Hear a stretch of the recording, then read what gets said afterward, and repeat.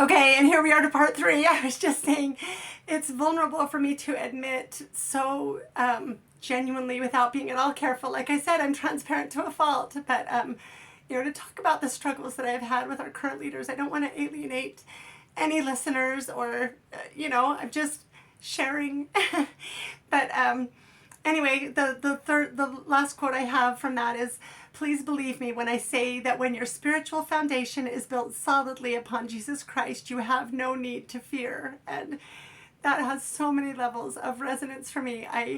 One thing I have come through the last couple of years with is an awareness that there's nothing to fear. Like, I have experienced God healing me through the unthinkable with the experiences I had, and I am obviously now experiencing more healing, the ongoing healing of the Lord, and there's nothing to fear. The Lord is bigger than anything that can happen to us, and always has the power to heal us, even if we have to walk through that for a little bit, for a little while. But I also, like, as I'm reading it now in the context of recording, I'm thinking, oh my goodness, if our foundation is built solidly upon Jesus Christ, you have nothing to fear about what someone might say or what you might learn or what, they have nothing to fear from me either. Anyone whose foundation is built solidly on the gospel of Jesus Christ. So I'm hoping that is somewhat useful to you. I think it's really, I had a conversation with my sister a while ago, kind of asking her about some different experiences she had and some different books that she was reading. She's a very faithful member of the church, and I'm more out there than she is, but she has been very supportive and actually really, anyway, she's a wonderful sister. And she talked to me about how this book that she read made her to start kind of be more critical. She started listening to the leaders, to General Conference more critically, and not as in critical thinking, but with more of a critical eye, more to find fault. And she was kind of looking around the word a little more to find fault. And she recognized that, and that was a big red flag to her. And I have recognized that same thing in myself. That's part of why I have wanted to step away from conference, because I didn't want to go to it with a critical eye, like expecting to find things that, and I tried really hard to only listen when I wasn't in that frame, but then it would be hard if I was listening and something would hit me, because I don't, that's not the experience I wanted to have. So anyway, that's it's been really good for me to be able to think maybe the Lord is healing me, and maybe there's healing available for all of us where we can, for people who really, well, for anyone who's in this journey. If you're listening to this podcast, probably you have some complicated relationship, right? But for the people who are really faithful, we can share. When I say faithful, you know what I mean, who aren't open to alternative ideas, or who are nervous about things that we say or that we are finding, we can share that quote with them to say, look, when we're founded on Jesus Christ, it's okay. Jesus Christ is big enough to take care of anything anyone will mess up, right? And for all of us, I think it is a good invitation. I don't know that I could have heard this a year ago or anything, but I'm thankful that I have had this opportunity to be healed a little bit more, and to be able to look for the good, because I'm not feeling so hurt, or I'm not feeling so critical, right? And so I'm really thankful for the time that my state president took to talk to me. He didn't tell me what I needed to do. He didn't tell me that, but but that was the effect it had in my life, right? And so I think that it's just a good example. And so there were a couple of other things. I didn't go into the letter yet. I guess I will tell you some of the things the letter said. That's what I was going to start with, because I wanted to clarify some things. So I've clarified my perspective on prophets. It's never been my intention to say, don't listen to prophets at all. It's been my intention to say, hey, if things that you find that were said or done by prophets are upsetting to you, it's okay, because this is maybe a better perspective to have. That's, anyway, I hope you can understand what I'm saying. I've been trying to be part of the solution, not part of the problem. That's my intention and my desire, So I guess it hits different people in different ways. But I guess, want to talk about this email a little, just to, let people know what I'm dealing with, what people are doing, and also just ask us to all be better. Because, I've had to record this a couple of times because it cut off anyway, so I don't know what I've already said, but we are told not to bear false witness. Why is that okay to do? This is just so filled with lies. So she gets the whole idea of my podcast wrong and says that it's all about my belief that Joseph Smith wasn't a polygamist. I've gone there now and we're addressing that more now, but the whole first year, that's not what it was. But anyway, she says so many things. She says that I'm always promoting myself. What does she say? That I say often that I'm an active, faithful member of the church. And I say that often to lure people with weak foundations. I'll have to find it. The other day I was reading a thread that Michelle was part of, and her go-to phrase was, I am a faithful and active member of the LDS Church. She uses this to lure other current members in, and she uses it often. And she uses sweet words and knows how to manipulate the conversation to make her sound innocent. If that's what people choose to see when they look at me, there's nothing I can say. I can just tell you that's the opposite of true. I am not scheming or manipulative or sneaky or I'm just me. I've just shared all of this with you. If anything, I overshare. I am not good at strategy. So those were some of the claims. I've only ever said I'm a member of the church when I'm saying I'm a member of the church, as in I believe in the church. I'm glad and thankful to be a member of the church. I have never said it in any way to say, hey, I'm safe, because I don't like that approach at all. I think that truth stands on its own, not based on who said it, right? Anyway, that really bothered me. The thing that was the hardest for me to read. Oh, and I hope I haven't, if this is a repetition, I apologize, because like I said, I've had to do this twice, but she says that I've mentioned several times that I've been called in to talk to the bishop or stake president about my beliefs, and then I basically brag about the fact that they are supportive of my endeavors and see no problem with what I am doing. That is so wrong, so bad, so offensive, so untrue, and just designed to create bad feelings. If I already said that, I apologize. I'll go on to a couple of other things. I would have more to say about that if I wasn't worried I'd already said it. She says that the lies that I tell, she says that I twist everything out of context. I twist all scriptures and history and quotes. I take them and I twist them out of context to create this false. And I want to express, if anyone ever sees me taking something out of context, please call me on it. Because what I feel, I go out of my way to read the entire talk, to read the entire book, to read, look at the entire thing so that I know I have it exactly in context. I read I never just even take what a book says. I look up the source and I go and I read that. I do a lot. I go to great lengths to make sure that I'm doing the exact opposite of that. I feel like, unfortunately, that's sometimes what we are given, is things that are taken out of context. So I wanted to express that, no, it's not me that's doing that. She follows that by saying that Michelle is leading the army of Satan's minions to lead those with weak foundations away.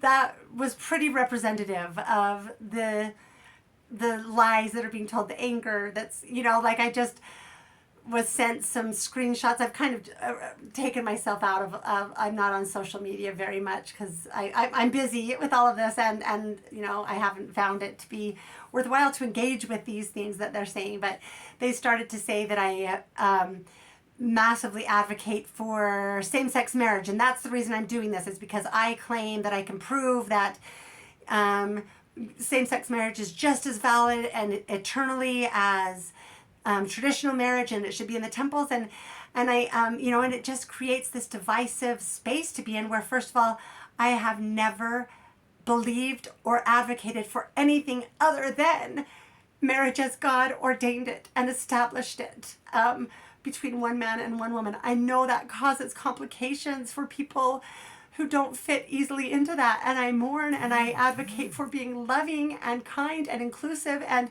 compassionate and empathetic and charitable. I absolutely say, can we please do that? But I believe to my core in marriage as God established it, and I think anything that is contrary to that is, is what the scriptures teach us that it is. So I think that includes any kind of change to marriage as God established it, whether it's polygamy or same-sex marriage. I believe very much in the sanctity of marriage. That's hard to say because that's divisive on every side, but that's what I believe. Anyway, so people have started to claim that that's why I'm doing that, is to try to break down. It just is illogical and ludicrous. There are a lot of lies going around, and I guess I want to invite anyone, if you hear things about me that massively concern you, go ahead and ask me. I might not have time to respond to everybody, but I will do my best to at least direct you to something. But so anyway, she goes on. She makes the claim that she has even garnered the attention of several well-known church historians that have made rebuttal videos to her podcast, showing how absolutely wrong she is and how she ignores 99% of the actual history in order to make the claims that she does. Like, all of this, it goes...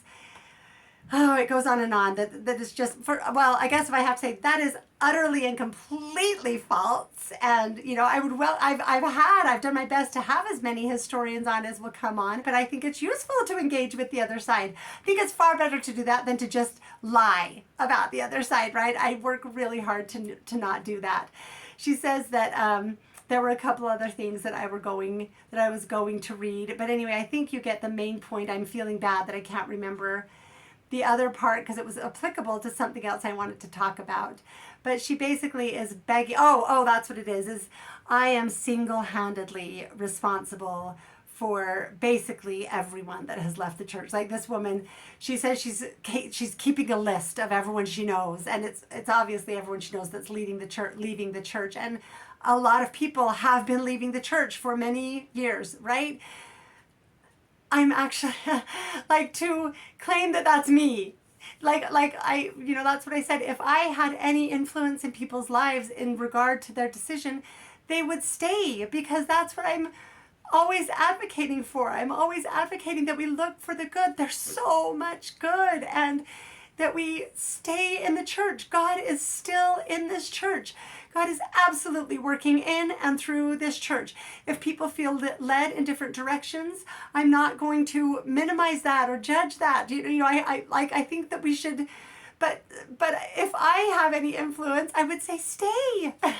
Stay in the church. In fact, John Hayacek, after I finished my interview with him, he said, "Don't you dare leave that church you're in." And I loved that he said that. I was like, I know, I love my church, and it's so good, and God is doing so much in the church right now, and I just feel so thankful to be a member of this church. And I guess I just feel this new level of peace and joy, still uncertain, still with some trepidation, but about being able to step again into my love of prophets and church leaders. I'm opening myself up to that. I feel scared, but I feel healing. And so anyway, I guess I'm responding because from my talk with the stake president, he really did help me see that I have been in a place where I have not felt trust or love for our leaders, and that has come across, even though I haven't. I've tried. I guess I'm so transparent that what my feelings are come across, even if I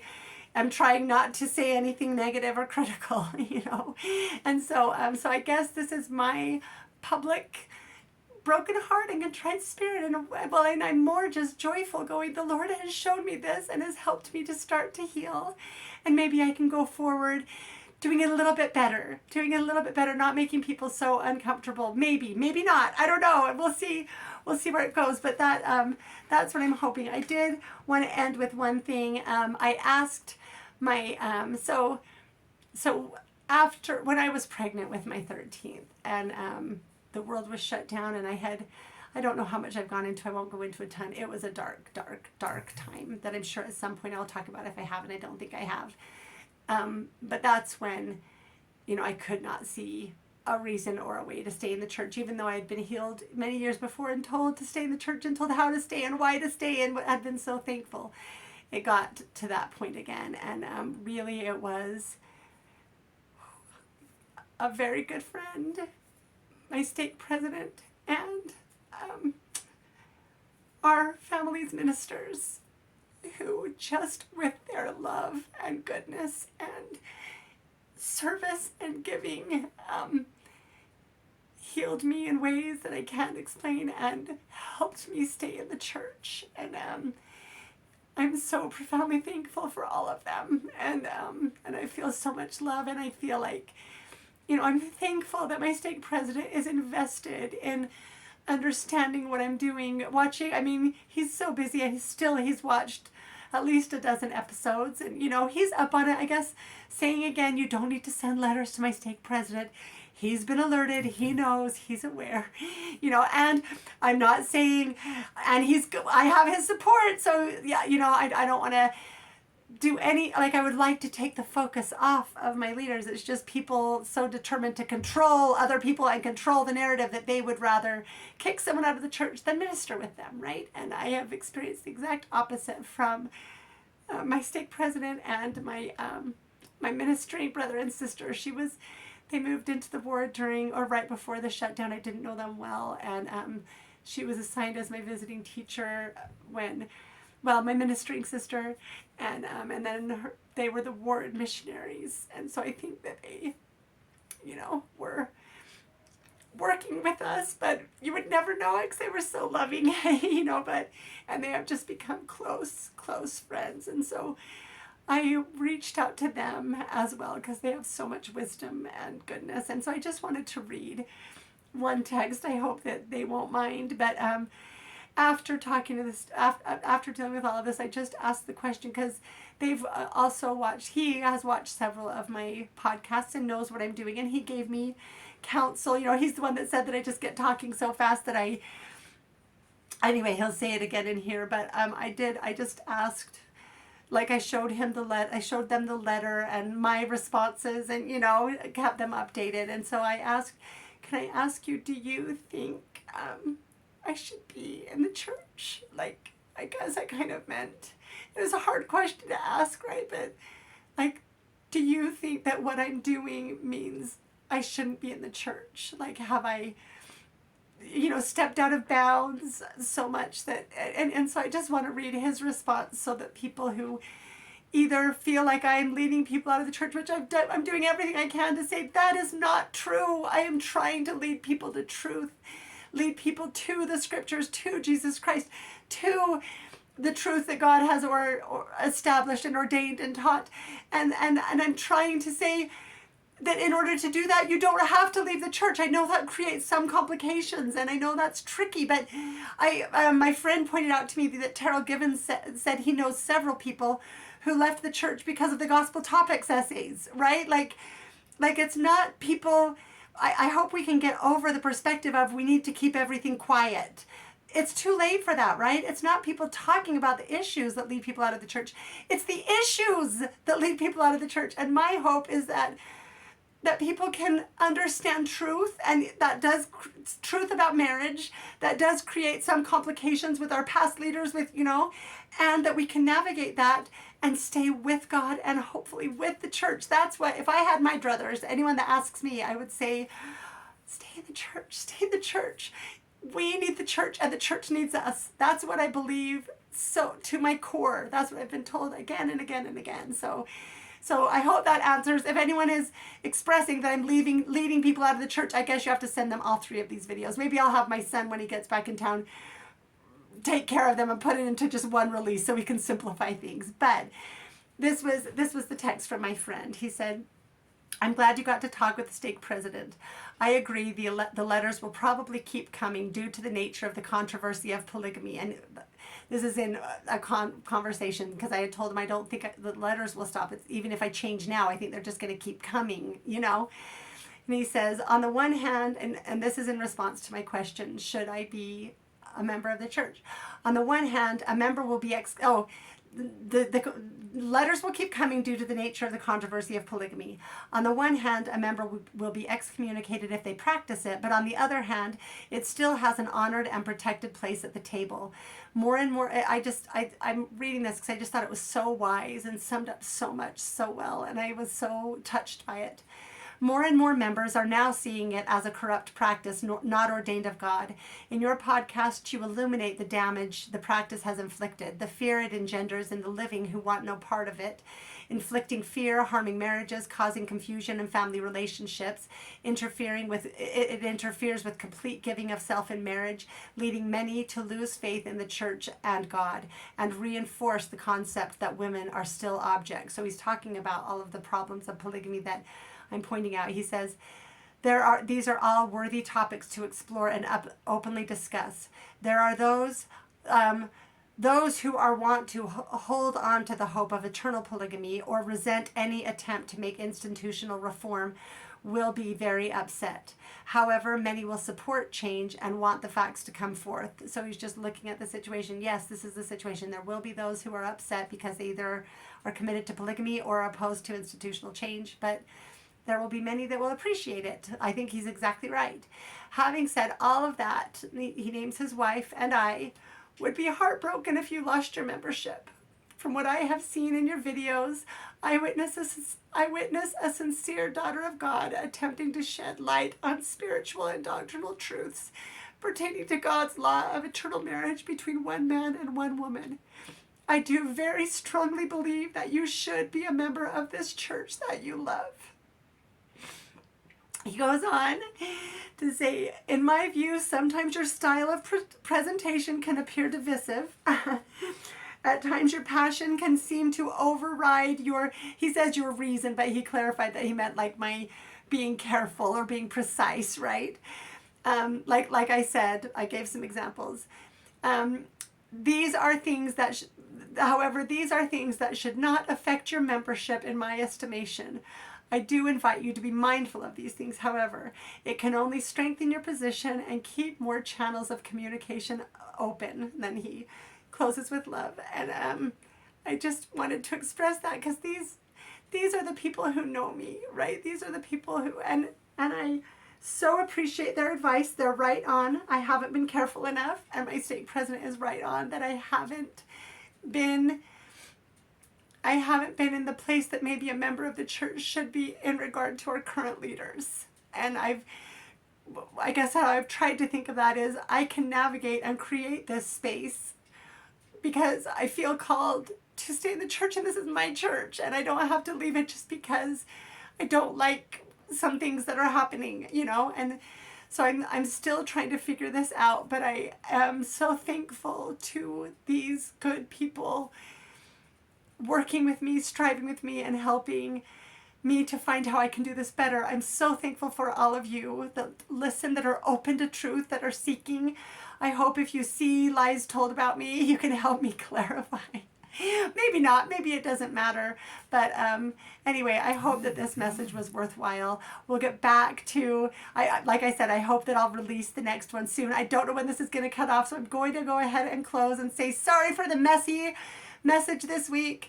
I appreciate you so much. Thank you for sticking with me, and I will see you soon.